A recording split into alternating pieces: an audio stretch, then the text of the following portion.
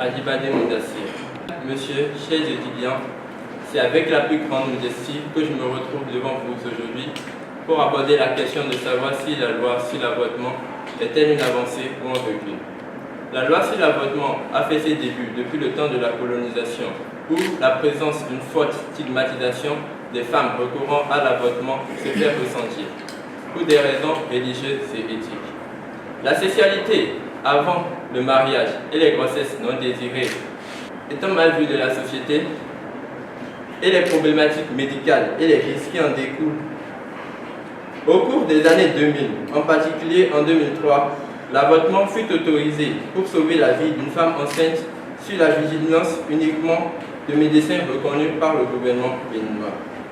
Dans cette même année, il a été voté la loi 2003-4 de l'article 17 interdisant l'avortement au Bénin avec des exceptions telles que quand la santé et la vie de la femme enceinte est compromise, lorsque l'enfant à naître est issu d'un viol ou d'une relation incestueuse, et que l'enfant à naître présente des malformations congénitales.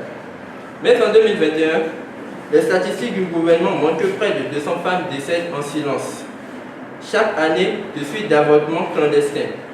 Face à cela, le gouvernement a voté dans la nuit du 20 au 21 octobre 2021 la loi numéro 2021-12 du 20 octobre stipulant que l'avortement est autorisé dès qu'il est demandé par une femme enceinte de moins de 12 semaines, dans les cas où la grossesse porte atteinte à la santé, à l'éducation, à la profession, à la morale et aux finances. Cette loi a été sujet de nombreux débats. D'un côté, nous avons le gouvernement qui, pour limiter le nombre de femmes mortes par avortement clandestin, est favorable à cette loi.